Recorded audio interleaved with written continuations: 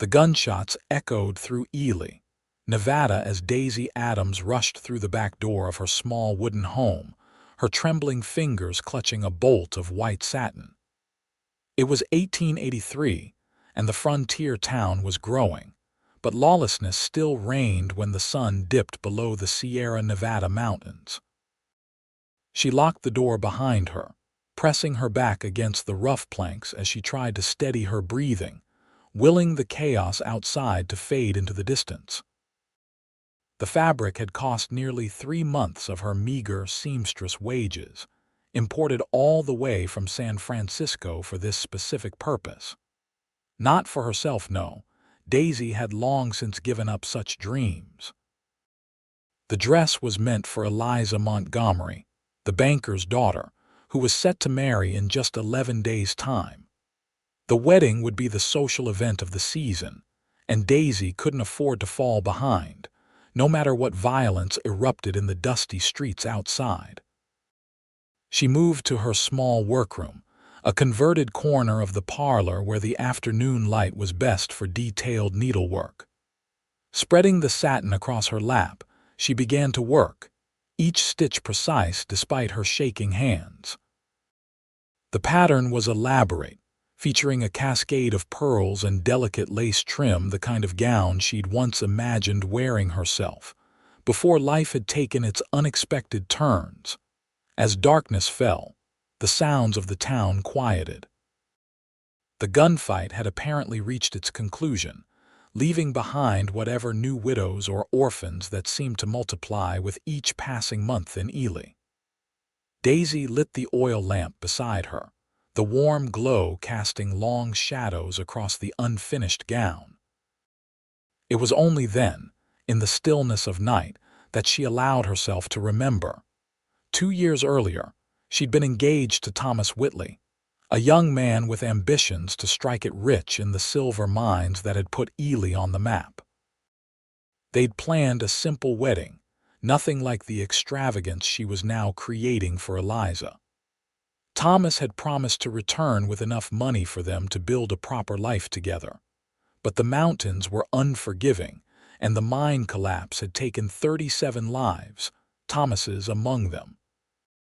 His body had never been recovered, buried beneath tons of rock and earth. She'd waited by the mine entrance for 3 days, until the rescue effort was finally abandoned. Now, as her needle pierced the satin, each stitch was a reminder of what would never be. The tears came slowly at first, then in earnest, splashing onto the pristine fabric. She dabbed at them quickly with her handkerchief, terrified of staining the expensive material, but they continued to fall unbidden. She didn't hear the knock at first. When it came again, louder, she startled, pricking her finger. A drop of blood welled up and she quickly pressed her handkerchief against it, calling out, "Who's there?" Her voice sounded strange to her own ears, thick with emotion. "Madam, sorry to disturb you so late," a deep voice answered. "Sheriff sent me to check on the womenfolk after the trouble today. Name's Cole Xavier, just rode into town yesterday." Daisy hesitated. New arrivals to Ely were common enough, men chasing rumors of silver or running from something in their past. She carefully set aside the wedding dress and moved to the door, keeping the chain latched as she opened it a crack. The man standing on her porch was tall, his broad shoulders blocking the moonlight. A worn leather hat sat atop dark hair that curled slightly at his collar. He had the weathered look of someone who'd spent years under the harsh western sun, but his eyes were kind as they met hers. "Sheriff Jenkins sent you?" she asked warily. He nodded. "Yes, madam. I've been deputized temporarily after helping with that situation earlier. Just making sure no stray bullets found their way into any homes." Daisy studied him. There was something reassuring about his steady gaze, lacking the predatory gleam she'd grown to recognize in many of the transient men who passed through town. "I'm fine, thank you," she said, though her red-rimmed eyes likely told a different story. "No bullets here, just work to finish." She moved to close the door, but he spoke again. "Sheriff mentioned you're the town's seamstress. I've got a tear in my good shirt that needs mending if you take such work." Daisy paused. Additional income was always welcome, especially with the dry goods store having raised prices again. "I do. You can bring it by tomorrow. I open at 8. Cole nodded, then his gaze dropped to her hands where she still clutched the handkerchief with its spots of blood and tears. "You're hurt." "Just a prick from my needle. Nothing serious." He seemed about to leave when a gust of wind blew the door wider, revealing the white satin draped across her work table, illuminated by the lamp's glow. Something changed in his expression, a softening, perhaps recognition. "That's mighty fine work," he said, his voice gentler now. "Special occasion," Daisy swallowed hard. "A wedding dress, for the banker's daughter." Cole's gaze shifted from the dress back to her face, noting the tear tracks that marked her cheeks. His next words were quiet, almost tender in their delivery. "Is it yours?" The question struck her like a physical blow. She shook her head, unable to speak for a moment as fresh tears threatened. When she found her voice, it was barely above a whisper. "No, not mine." Something in his eyes told her he understood more than she had said. He removed his hat, holding it respectfully against his chest. "I'm sorry for disturbing you, Miss Adams. Daisy Adams. Miss Adams. I'll call by tomorrow with that shirt if that's still agreeable." She nodded, finding unexpected comfort in the prospect of his return. "Good night, Mr. Xavier." "Cole, please." "Good night, Miss Adams." As she closed and latched the door, Daisy returned to her work table, staring at the half-finished wedding dress through tear-blurred eyes. For the first time since Thomas's death, she'd felt a flicker of something other than grief when looking at a stranger, a curious warmth that both alarmed and intrigued her. Dismissing the thought, she picked up her needle once more, focusing on the task that would put food on her table, even as it reopened wounds that had never fully healed. Morning arrived with the scent of sage carried on the breeze. Daisy rose early, as was her habit, preparing her shop for the day ahead. Her small house fronted onto Main Street, with the parlor converted into a fitting room and display area. A sign above the door read simply, "Adams Dressmaking and Alterations," painted by her own hand when she'd first arrived in Ely 3 years earlier. She'd come west from Philadelphia with Thomas, both orphaned young and seeking opportunity away from the crowded eastern cities. Daisy had learned sewing from the nuns at St. Mary's Home for Girls, developing a skill that had served her well since. When Thomas died, the women of Ely had rallied around her, bringing her enough work to sustain herself in a town where unmarried women had few respectable options. At precisely 8 o'clock, she unlocked the front door, turning the sign to open. She'd barely finished arranging the day's mending in her work basket when the bell above the door jingled. Cole Xavier ducked his head slightly to enter, his tall frame filling the doorway. In daylight, she could see him more clearly, the lines around his eyes that spoke of smiles as well as hardships, the strong jawline with a day's growth of beard, and the way he carried himself with the easy confidence of a man accustomed to handling trouble. "Morning, Miss Adams," he said, removing his hat as he stepped inside. He held a neatly folded shirt in one hand. "Good morning, Mr. Xavier." She gestured to her work table. "You can show me what needs mending." He approached, unfolding the shirt to reveal a long tear along one seam. "Got caught on a nail jumping a fence during yesterday's excitement." Daisy took the garment, examining the damage. "This won't take long to fix. Would you like to wait or return later?" "I'm in no hurry," he replied, glancing around her shop with interest. His eyes lingered on a dress form displaying a child's Sunday dress. "That's mighty fine work." "Thank you. That's for the minister's daughter. Daisy threaded a needle and began the repair, her fingers moving with practiced efficiency. Sheriff Jenkins mentioned you helped with that disturbance yesterday. Were you passing through Ely or do you plan to stay?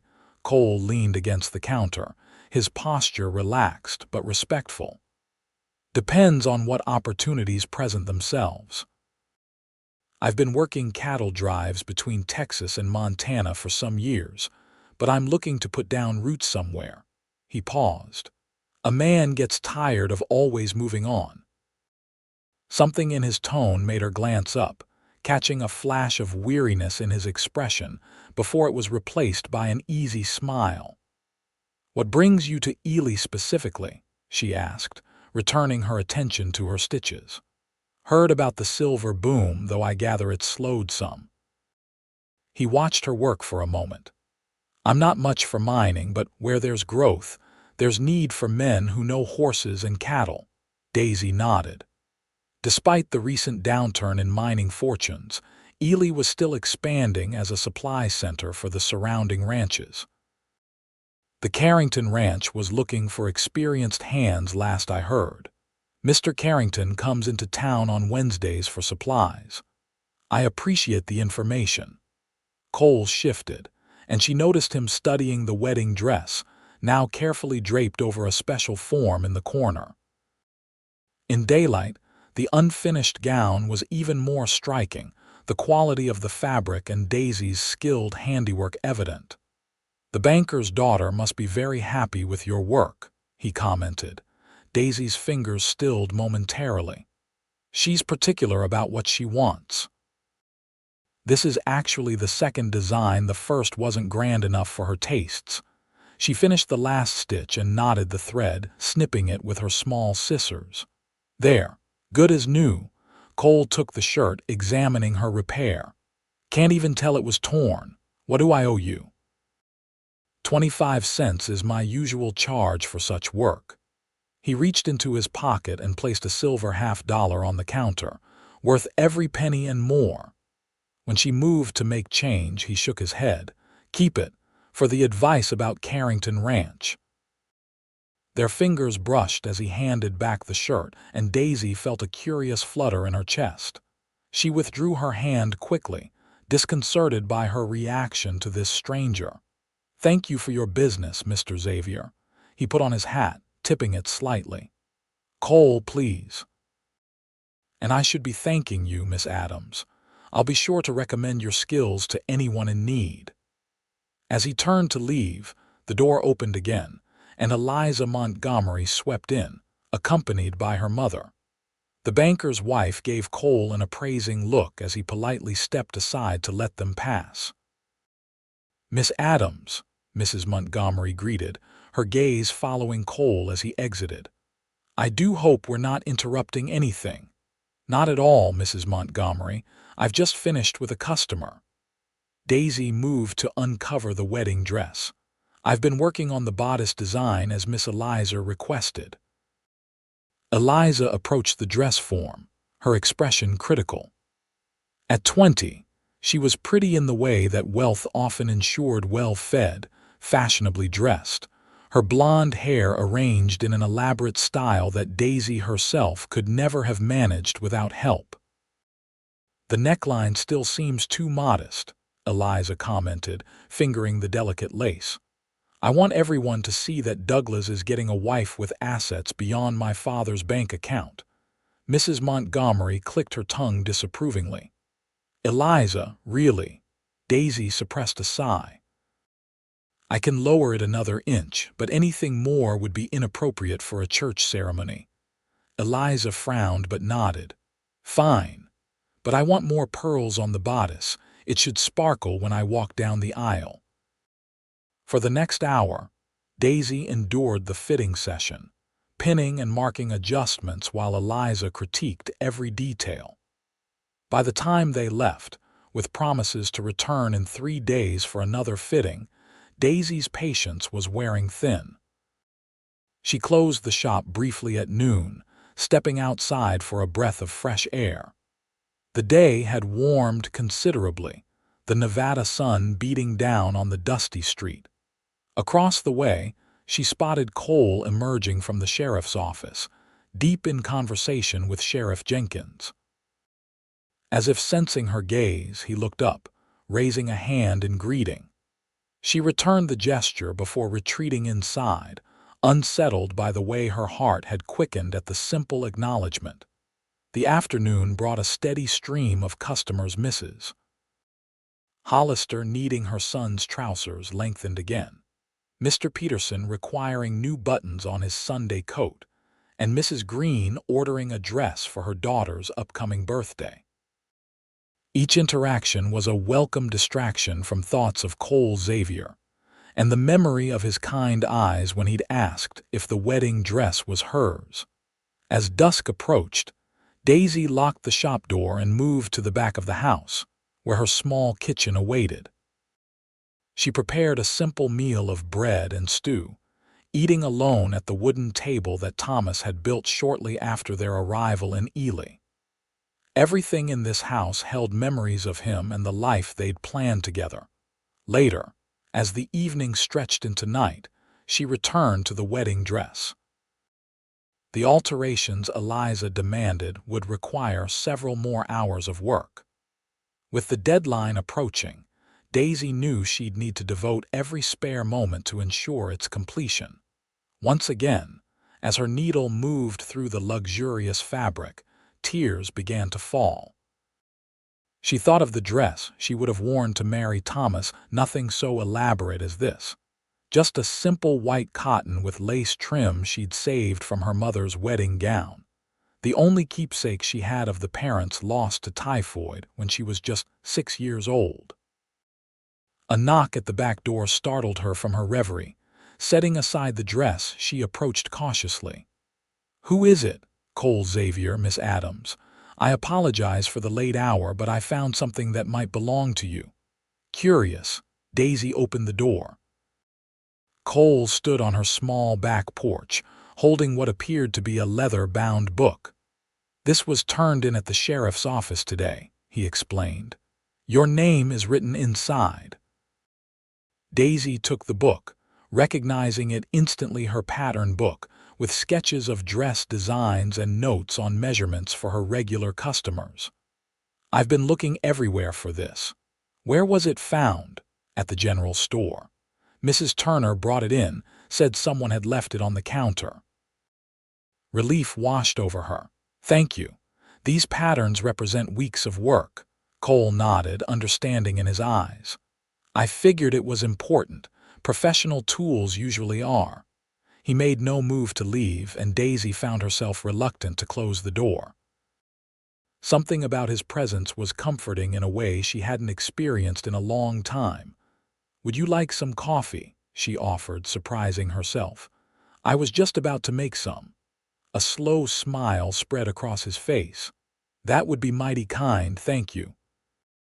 She invited him in, suddenly conscious of her small, sparse kitchen. It was improper, perhaps, to entertain a man alone in her home, but Ely wasn't Philadelphia. Frontier towns operated under different social rules out of necessity. As she prepared the coffee pot, Cole settled at the table, removing his hat and placing it on an empty chair. "I spoke with Carrington today," he said. "He's hiring on 3 men for the spring roundup. I start tomorrow." "That's good news," Daisy replied, genuinely pleased for him. The Carrington Ranch is one of the most prosperous in the county. It's steady work with a chance for advancement. Foreman mentioned their expanding operations, might need a trail boss by summer. He watched as she poured the coffee into 2 chipped cups. "What about you, Miss Adams? How long have you been in Ely?" Daisy set a cup before him and took the seat across the table. 3 years. I came from Philadelphia with my fiancé, Thomas." She paused, the familiar ache rising in her chest. "He died in the Harrison mine collapse 2 years ago." Cole's expression sobered. "I'm sorry for your loss. That's a heavy burden to carry alone." "It was at first," she acknowledged, "but the women of Ely were kind. They made sure I had enough work to support myself. "Is that when you started making wedding dresses?" he asked gently. Daisy traced the rim of her cup with one finger. "No, that came later. Mrs. Montgomery approached me about 6 months ago after seeing a christening gown I'd made. Eliza's dress is the third wedding gown I've sewn." She looked up at him. "Each one is both joy and sorrow." Cole nodded, understanding in his gaze. Some wounds heal slowly, especially those of the heart. "Have you lost someone?" she asked, sensing that he spoke from experience.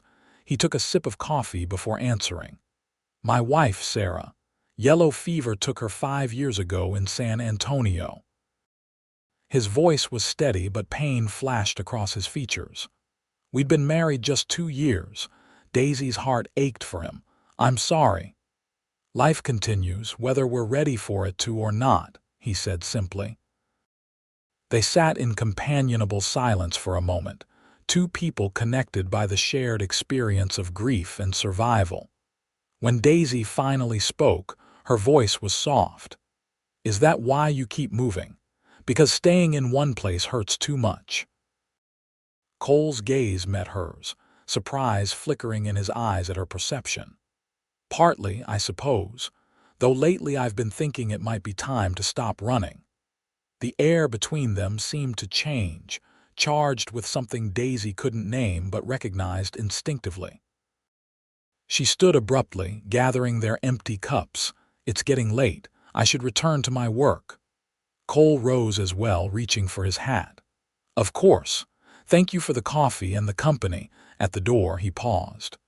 "Miss Adams, Daisy, if I may, would it be presumptuous to call on you again?" "Perhaps Sunday after church." Her heart hammered in her chest, hope and fear mingling in equal measure. "I would like that," she answered, surprising herself with her honesty. His smile was warm, genuine. "Then I'll see you Sunday. Good night, Daisy." After he left, she returned to the wedding dress, her fingers steadier than they had been in a long time. As she worked, she found herself humming softly, a melody she hadn't sung since before Thomas died. The next few days passed in a blur of activity. Daisy worked tirelessly on Eliza's dress, incorporating the requested changes while maintaining the structural integrity of the design. The additional pearls had to be sewn individually, each one secured with multiple stitches to ensure they wouldn't detach during the ceremony or reception. She saw Cole only in passing, riding out with other ranch hands in the early morning, or occasionally walking down Main Street as she closed her shop. Each time, he would tip his hat to her, a gesture that never failed to bring warmth to her cheeks. On Friday afternoon, while Daisy was helping Mrs. Wilson select fabric for new curtains, Eliza Montgomery burst into the shop, her face flushed with excitement or anger, it was difficult to tell which. "Miss Adams, I must speak with you immediately," she demanded, ignoring the other customer entirely. Mrs. Wilson, accustomed to the banker's daughter's dramatic entrances, gathered her purchases with a sympathetic glance at Daisy. "I'll return tomorrow to finalize my order, dear." Once they were alone, Eliza paced the small shop, her expensive skirts rustling. "Douglas has been called away on business to San Francisco. The wedding must be moved up to next Friday instead of the following Wednesday." Daisy felt her stomach drop. "Miss Montgomery, that's barely enough time to—" "I don't care what it takes," Eliza interrupted. "Father is paying you handsomely for this dress, and I expect it to be ready. Douglas will only be in town for 3 days before he must return to California, and I refuse to postpone the wedding." Panic rose in Daisy's throat. The alterations alone would require several more days of work, not to mention the final fitting and adjustments. "I'll need to work night and day to finish in time." "Then that's what you'll do," Eliza stated flatly. "I'll return Monday for a fitting. It must be perfect by then." After Eliza swept out as dramatically as she'd entered, Daisy sank onto her work stool, calculating the hours of labor ahead. She would need to cancel all other appointments, work through meals, and forego sleep if she had any hope of completing the dress on time. With a heavy heart, she realized this would include her Sunday plans with Cole. The thought of disappointing him stung more than she wanted to admit. Saturday brought a relentless parade of customers, each requiring attention that took precious time away from the wedding dress. By evening, Daisy's eyes burned with fatigue, and her fingers were raw from countless tiny stitches. She closed the shop earlier than usual, hanging a sign that read "Closed Sunday for special order work," before retreating to her workroom. Through the night she labored, attaching hundreds of tiny pearls to the bodice, each one a testament to her craftsmanship and determination. As dawn broke, she finally allowed herself a brief rest, collapsing onto her bed fully dressed for just 2 hours before returning to her task. The knock on her front door came precisely at noon. Daisy paused in her work, knowing it would be Cole, freshly shaved and dressed in his Sunday best, expecting to escort her on the walk he had promised. With leaden steps, she went to answer it, rehearsing her apology. Cole stood on her porch, wearing a clean white shirt under a dark vest, his hat in his hands. His smile faded as he took in her exhausted appearance. "Daisy, are you unwell?" She shook her head, gesturing to the sign in the window. "I'm so sorry, Cole. Miss Montgomery's wedding has been moved forward, and I must finish her dress by Friday. I can't possibly take time away today." Disappointment flickered across his face, quickly replaced by concern. "You look like you haven't slept." "Very little," she admitted. "And I'm afraid it will be the same for several days." He studied her for a moment, then nodded. "I understand obligations. May I call on you another time when your work is complete?" Relief washed over her. "Yes, please. I would like that very much." As she began to close the door, he spoke again. "Have you eaten today?" The question caught her off guard. She tried to remember her last meal and couldn't. "I've been too busy." "Wait here," he said firmly. Before she could protest, he strode off toward the hotel restaurant across the street. 20 minutes later, he returned with a covered tray. "Mrs. Henderson sends her regards. She says you're working too hard and need sustenance." The delicious aroma of roast chicken made Daisy's stomach growl audibly. She opened the door wider, allowing Cole to bring the tray inside. "This is very kind but unnecessary," she protested weakly. "Food is always necessary," he replied, setting the tray on her small dining table. "Eat, Daisy. The dress won't benefit from your collapse." She couldn't argue with his logic. As she sat down to the first proper meal she'd had in days, Cole moved to examine the wedding dress draped over its form. "It's beautiful," he said softly. "The banker's daughter is fortunate to have your skill." Daisy watched him as she ate, struck by his genuine appreciation for her work. "Thank you. It should be even finer when completed if I can manage all the details in time." "What remains to be done?" he asked, careful not to touch the delicate fabric. Between bites, she explained the extensive beadwork required, the final fitting scheduled for the next day, and the countless small adjustments that would follow. "It seems like more than one person can reasonably accomplish," he observed. Daisy sighed. "It is, but I have no choice. The Montgomerys are influential in Ely, and I can't afford to disappoint them." Cole was quiet for a moment, then asked, "Could you teach someone to help with the simpler tasks?" She looked up, surprised. "I suppose for basic stitching or bead attachment." "But who would? I have steady hands," he interrupted, rolling up his sleeve to reveal forearms corded with muscle but remarkably graceful in movement. "I may not know dressmaking, but I can follow instructions and sew a straight line." Daisy stared at him, astonished by the offer. "You would help me?" But tomorrow is your first full day at the ranch. I've already spoken with the foreman. I'm free until Tuesday morning." His expression was earnest. "Let me help, Daisy. You can't do this alone, not without making yourself ill." The kindness of his offer brought unexpected tears to her eyes. She blinked them away, nodding. "Thank you. I would be grateful for any assistance." And so began one of the most unusual Sundays in Daisy Adams' life. After she finished eating, she showed Cole how to attach the simplest of the pearl beads, demonstrating the stitch that would hold them securely to the fabric. His large hands were surprisingly deft, and though his first attempts were clumsy, he improved quickly under her guidance. They worked side by side at her table, the silence comfortable between them, broken only by occasional instructions or questions. As afternoon faded into evening, Daisy found herself relaxing for the first time in days, the burden of her impossible deadline lightened by shared effort. "Tell me about Philadelphia," Cole said as they worked. "I've never been east of the Mississippi." Daisy smiled, memories flooding back. "It's nothing like Ely. The buildings are tall and close together, made of brick and stone instead of wood. There are cobblestone streets instead of dirt, and so many people everywhere you look."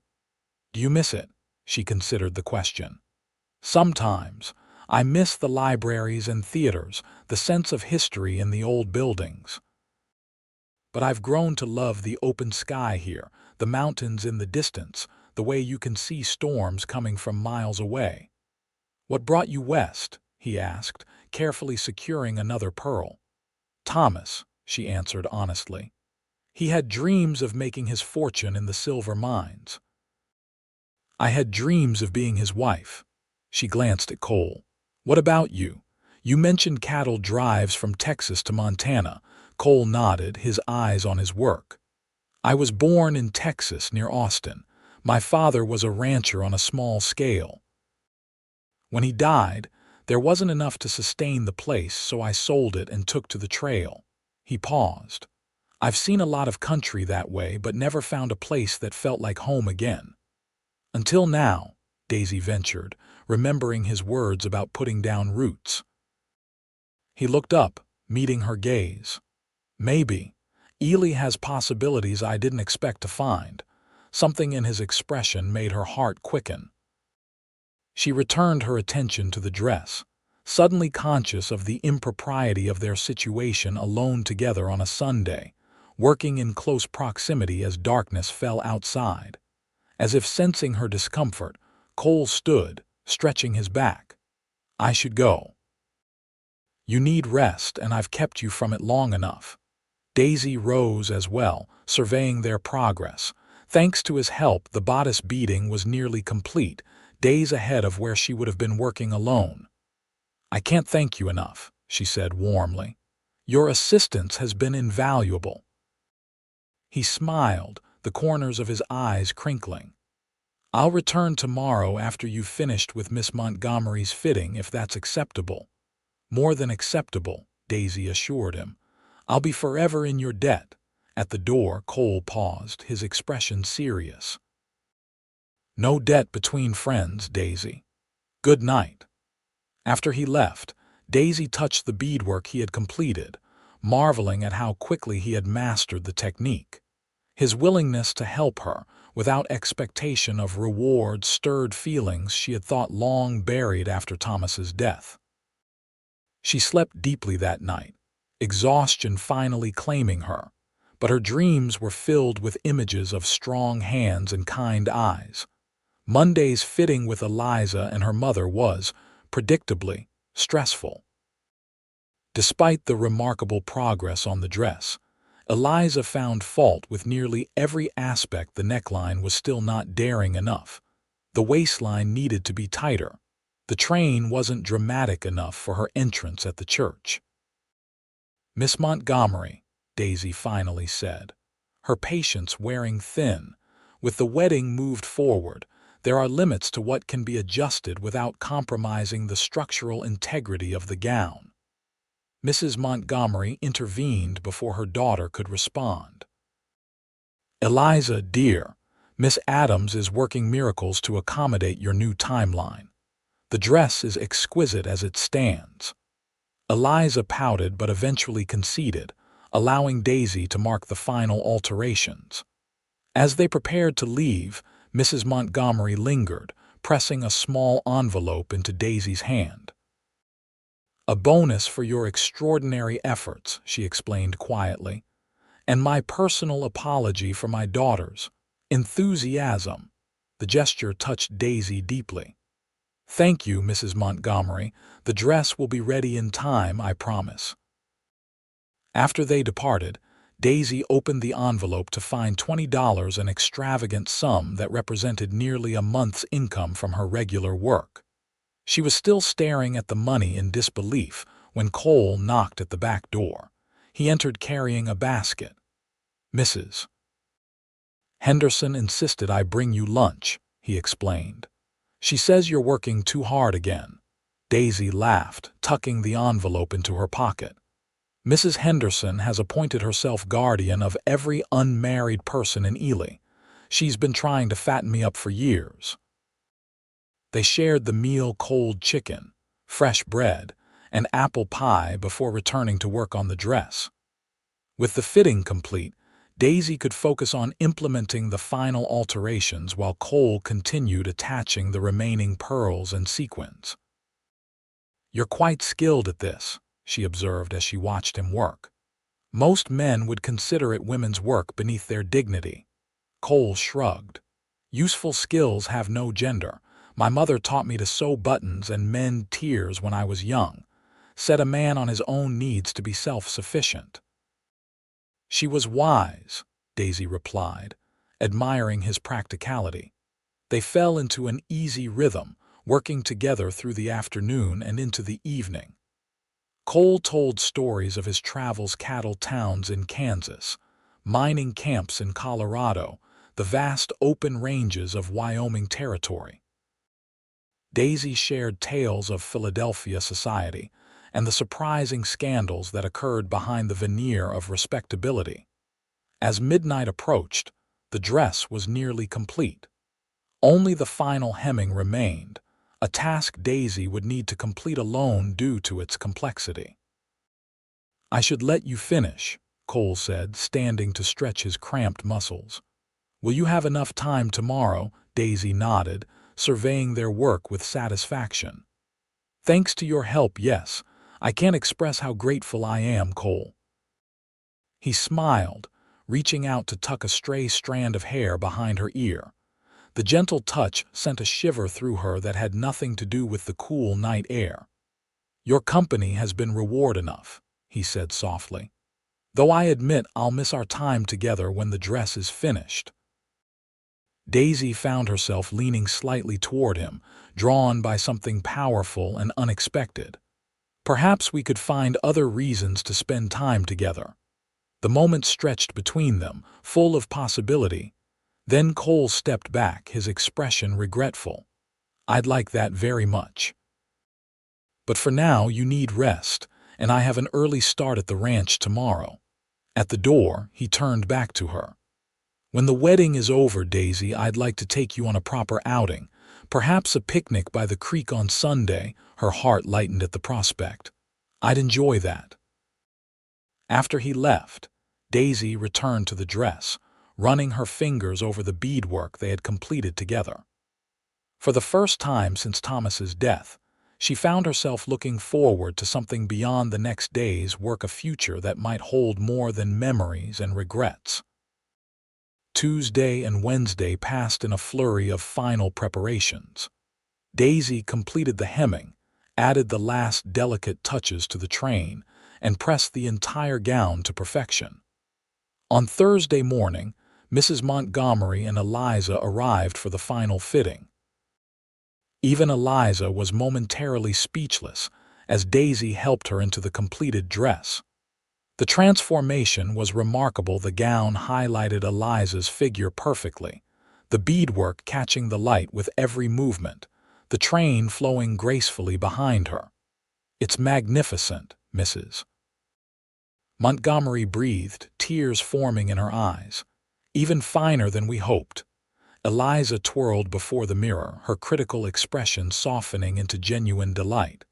Miss Adams, you've outdone yourself. Douglas will be stunned. The praise warmed Daisy, though she knew she couldn't have completed the dress without Cole's assistance. I'm pleased you're satisfied, Miss Montgomery. The dress will be delivered to your home tomorrow morning before the ceremony. After they left, Daisy carefully packed the gown in tissue paper, placing it in a special box she had prepared. The completion of such a significant project should have brought her nothing but satisfaction, yet she felt oddly melancholy. She hadn't seen Cole since Monday night. According to town gossip, the Carrington Ranch hands were working from dawn until dusk, preparing for the spring cattle drive.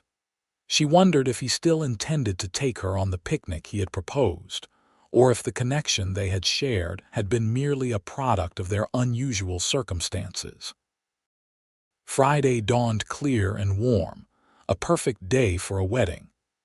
Daisy delivered the dress to the Montgomery home early, helping Eliza and her mother with the final preparations. The bride was uncharacteristically nervous, her usual demands replaced by quiet anxiety. "You look beautiful," Daisy assured her as she adjusted the veil one last time. "Mr. Harrington is a fortunate man." Eliza caught her hand, an unexpected gesture from the normally self-absorbed young woman. "Thank you, Miss Adams, not just for the dress, but for your patience with me. I know I've been difficult." Touched by the acknowledgement, Daisy squeezed her hand in return. "Every bride deserves to feel special on her wedding day. I'm honored to have played a small part in yours." The church was filled to capacity when Daisy slipped into a back pew. As the town's dressmaker, she was expected to attend to ensure the gown performed perfectly during the ceremony. She scanned the crowd, recognizing most of Ely's prominent citizens, but didn't see Cole among them. The ceremony proceeded without incident. Eliza's entrance drew gasps of admiration, the dress catching the light from the stained glass windows in a way that made the beadwork shimmer like stars. As the couple exchanged vows, Daisy found her thoughts drifting to Thomas, and then, surprisingly, to Cole. Would she ever stand before a minister again, pledging her life to someone who looked at her the way Douglas Harrington was gazing at Eliza? The possibility, which had seemed unthinkable for so long, suddenly didn't feel as distant or impossible. After the ceremony, Daisy lingered only long enough to ensure there were no issues with the dress before slipping away. The reception at the Montgomery home would continue well into the evening, but her role was complete. She returned to her shop, exhausted but satisfied with her work. As she approached her door, she noticed a small package on the step. Curious, she picked it up, carrying it inside before unwrapping the brown paper. Inside was a delicate silver hairpin, shaped like a flower, with a note in a strong masculine hand. "For the artist whose hands create beauty for others. Until Sunday." Cole, the gift, brought tears to her eyes, not the tears of sorrow she had shed over the wedding dress, but tears of something that felt remarkably like hope. Saturday brought a welcome respite from work. Daisy allowed herself to sleep late, then spent the day cleaning her home and shop, restoring order after the chaos of the rushed wedding preparations. She found herself humming as she worked, pausing occasionally to touch the silver hairpin she had placed on her dressing table. Sunday morning dawned bright and clear. Daisy dressed with unusual care for church, selecting a blue dress that complemented her eyes and pinning her hair with Cole's gift. As she walked to the small white church on the edge of town, she felt lighter than she had in years, anticipation replacing the dull ache of grief that had been her constant companion. Cole was waiting outside the church, hat in hand, his dark hair neatly combed. He wore a clean white shirt and his best vest, and his face brightened when he saw her approaching. "Good morning, Daisy," he greeted, offering his arm. "You look lovely." "Good morning," she replied, taking his arm with only slight hesitation. "Thank you for the hairpin. It's beautiful." He smiled, noticing it in her hair. "It suits you. Shall we?" They entered the church together, drawing curious glances from several townspeople. Daisy felt her cheeks warm under the scrutiny but held her head high. She had done nothing improper, and Cole had shown himself to be a gentleman in every respect. After the service, they collected the picnic basket Mrs. Henderson had prepared for them and walked to the creek that flowed just outside town. The spot Cole had chosen was sheltered by cottonwood trees, offering privacy and a beautiful view of the mountains in the distance. As they spread the blanket and unpacked the food, Daisy found herself relaxing in his company. There was something steadying about Cole's presence, a sense of security she hadn't felt in a long time. "I've been thinking about you all week," he admitted as they sat side by side, watching the water flow past. "The ranch keeps me busy, but my mind kept wandering back to your shop." Daisy smiled, pleased by his honesty. "I missed our conversations. The shop seemed too quiet after you left." "How did the wedding go?" he asked, handing her a sandwich. "Perfectly. The dress was everything Eliza hoped for, thanks in large part to your help." She turned to face him fully. "Cole, why did you really offer to help me? You barely knew me." He considered her question seriously. "When I saw you crying over that wedding dress that night I first called on you, something about your sorrow reached me. I recognized it, I suppose the grief of losing someone you loved, the struggle to continue when your plans for the future have been shattered." His honesty touched her deeply. "And when you asked if the dress was mine, I hoped it wasn't," he admitted. "Not because I didn't think you deserved happiness, but because I wanted to be the reason for your smile, not your tears." The confession hung in the air between them, bold and vulnerable. Daisy reached out, placing her hand over his. "You've brought me more smiles in these past 2 weeks than I've had in 2 years," she said softly. Cole turned his hand, entwining his fingers with hers.